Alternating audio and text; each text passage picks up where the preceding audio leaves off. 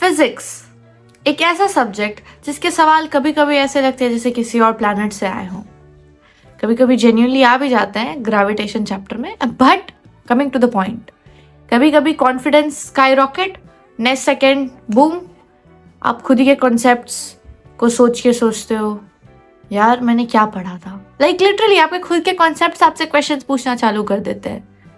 आज मैं बताने वाली हूँ कैसे फिजिक्स के सवालों को प्रॉपर्ली एनालाइज करें so that the next time you give your test you don't be like what the hell just happened.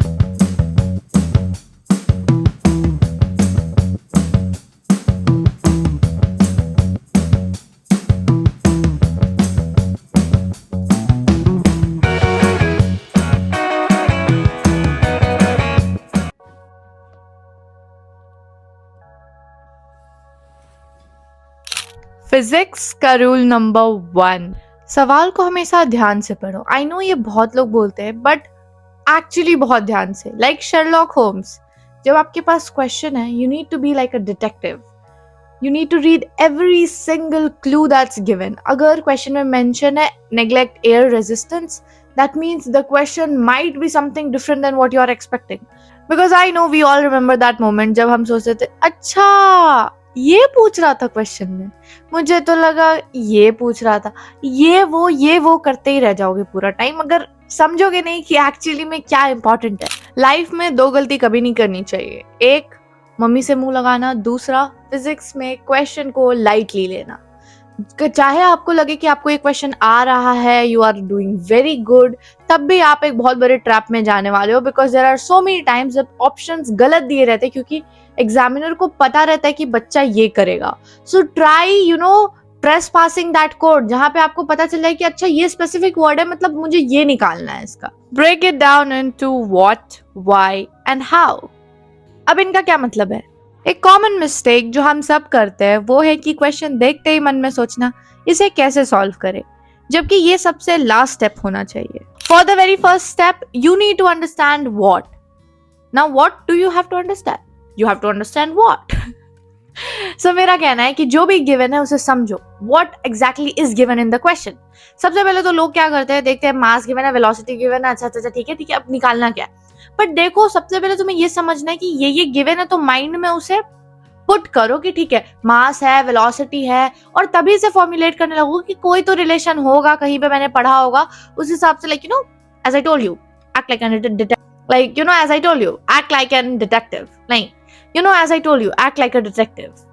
अभी आपने देखा मैंने एक लाइन को 2 बार बोला एंड मैंने फर्स्ट 2 टाइम्स में गलत बोला, बट तीसरे टाइम में मैंने सही बोला।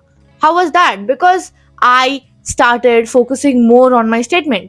कभी कभी ऐसा होता है कि फ्लो में हम गलत कॉन्सेप्ट लगा देते हैं, फ्लो में हम गलत लॉजिक लगा देते हैं, फ्लो में हम गलती कर देते हैं, बट पहले बार दूसरे बार करने के बाद वी जस्ट लर्न कि नहीं मुझे ऐसे बोलना था। So similarly in physics when you commit a mistake you need to make sure that आप अपने आप से पूछ लो कि क्या मैं ये सही कर रही हूँ, बट इतना भी मत पूछो कि ओवर थिंक कर लो और कुछ भी करने लग जाओ। So don't over think but think जितना रिक्वायर्ड है। सेकेंडली जो सबसे इंपॉर्टेंट चीज है वो है वाई, क्यों है ये दिया हुआ। अगर ये दिया हुआ है तो मतलब ये सब चीज गिवन है, बट क्यों है? इसीलिए क्योंकि मुझे ये निकालना है। So like what's actually asked in the question. Now you need to understand कि क्या पूछ रहा है। सो सपोज कि आपको ये समझ आ गया और आप थर्ड स्टेप पे मूव कर पा रहे हो, that is to how to solve it. कौन सा थ्योरम अप्लाई करें, work energy theorem, Newton's law of motion, या फिर ग्रेविटेशनल लॉ, क्या अप्लाई करना है यहाँ पे। And as soon as you master these 3 steps, आपका question is ready to go. Part 3 जो सबसे important है and लोग उसे सबसे ज्यादा neglect करते हैं is to draw a diagram. अब मुझे पता है लोग बोलेंगे इतना टाइम नहीं है Divyanshi blah blah blah, but guys literally अगर आप आज try करोगे तो धीरे धीरे एग्जाम आते आते तक आप इतना ज्यादा like pro बन जाओगे ना इस चीज में कि you will start visualizing the diagram in your head. So अभी फिलहाल you start drawing it. अगर एक दिया है कि someone is pulling the mass, so you make a stick figure and you like make him pull the mass ताकि आपको मजा आए ओवरऑल प्रोसेस में, because you need to make your analyzing process fun, not like कि बस आप कर रहे हो and then you get tired eventually. You need to understand कि you have committed mistake once, that means now you need to use different strategies to correct that mistake. Diagrams तुम्हारे best friend है, चाहे सवाल जितना scary लगे एक quick sketch सब कुछ सिंप्लीफाई कर देता है। मान लो एक स्टिक फिगर भी नंबर से ज्यादा सेंस बनाता है, क्यों है ना? एंड एट द एंड मैं बोलूंगी practice. Practice is something which will make you perfect. मुझे पता है बहुत सारे लोगों ने कमेंट किया एंड दे टोल्ड मी कि no matter what they do, जितना भी लेक्चर्स वो देखते हैं उन्हें समझ आ जाता है बट बाद में क्वेश्चंस नहीं बनते। इसके पीछे का लॉजिक सिंपल है गाइस, आपने इनफ प्रैक्टिस नहीं की। हो सकता है आप 10 बारी गलती करो बट 11th टाइम में आप सीखोगे। It's okay to commit mistakes right now. अगर आपसे नहीं बन रहा तो वापस से लेक्चर देखो, वापस से नहीं बन रहा वापस से लेक्चर देखो, अगर तब भी नहीं बन रहा तो खुद से सोचो कि आपका मिस्टेक कहाँ हो रहा है। Once you start analyzing your fault, you will master this subject. And trust me, question जो आप प्रैक्टिस कर रहे हो ना, try to divide it into typology. ये मैंने अपने पहले फिजिक्स वाले वीडियो में भी बताया हुआ है, how I study physics effortlessly, you can check that out too. ये वीडियो से डिफरेंट बस इसीलिए क्योंकि इसमें मैं आपको बता रही हूँ अपनी गलतियों को एनालाइज कैसे करें, कैसे एक पर्टिकुलर क्वेश्चन को अपना डिवोशन दे। हर चैप्टर से कुछ टाइप के क्वेश्चन आते हैं, जैसे ग्रेविटेशन में कुछ 10-12 टाइप के क्वेश्चन आते हैं और उसी के अराउंड वो चैप्टर रिवॉल्व करता है। Once you start understanding that कि हाँ मुझे ये इस टाइप में मास्टरी मैंने कर लिया, इसमें वीक हूं मैं, तो फिर आपको समझ आएगा। अभी तो आप रैंडमली गिबरिश में सॉल्व करने बैठ जाते हो, मॉड्यूल उठा के बैठ गए, नहीं बनेगा भाई। पहले तो अपने लेवल पे बनाओ कि मैंने कॉन्सेप्ट पढ़ा, अभी मैं टीचर वाले क्वेश्चन बनाऊंगी जो कि सबसे बेसिक है। बेसिक सॉल्व हुआ, मैं ध्यान दूंगी कि शायद हो सकता है मुझे कॉन्सेप्ट आ रहा है, मैं एप्लीकेशन लगा रही हूँ बट मेरा कैलकुलेशन मिस्टेक है, and that is what I do wrong. मेरे साथ यही सबसे बड़ी इशू है। अब मेरा application is correct, my concept is correct but my calculation goes on horribly wrong, like literally. मेरे नजरों में देखा जाए तो physics is actually very easy if you understand it well. And जो चीज लाइफ में कॉम्प्लेक्स दिखती है ना, वो अंदर ही अंदर बहुत ब्यूटीफुल होती है। बट ट्रस्ट मी, इतना भी ब्यूटी को मत देखने लग जाओ कि आप पीएचडी करने बैठ जाओ। उतना ही ब्यूटी देखो जितना नीट में काम आएगा। Yes, thank you so much for watching. One more thing जो मैं एंड करने से पहले आपको बताऊंगी, that is please please please understand that आप जो क्वेश्चन सॉल्व कर रहे हो ना, वो क्वेश्चन बना ही इसीलिए ताकि आप सॉल्व ना कर पाओ।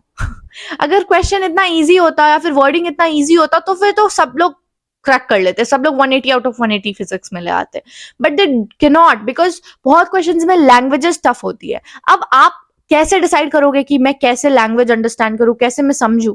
जैसे जैसे आप क्वेश्चंस लगाते जाओगे, आपको कुछ क्वेश्चंस कंपैरेटिवली इजी लगते जाएंगे, आपको लगेगा यार ये तो अब बहुत बार कर लिया, ये मुझे अच्छा लग रहा है। वैसे ही आज आपको लग रहा है कि रोटेशनल का ये एक टिपिकल क्वेश्चन है, ये बहुत टिपिकल हो रहा है, ये बहुत डिफिकल्ट है, बस इसीलिए क्योंकि आपका उसमें कम पकड़ बना हुआ है। आई से this all the time and I keep saying it, just believe in yourself, you can do it. अभी लो, स्टार्टिंग में बस 5 क्वेश्चन लेके बैठो। I am telling you, do not over burden yourself. एक बार में 100 क्वेश्चन आज तो मैं सॉल्व कर लूंगी, दीज आर ऑल जस्ट मन घिनत जो आप बनाते हो, ड्रीमी वाला वाइब्स। ऐसा कुछ नहीं होता। एक दिन अगर आप 5 क्वेश्चन भी बनाओगे और हर दिन आप 5 बनाओगे तो समझ जाओ महीने के कितने बनाओगे।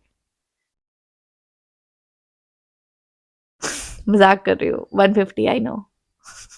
इतनी भी गंदी नहीं हूँ मैथ्स में, ओके। एनीवेज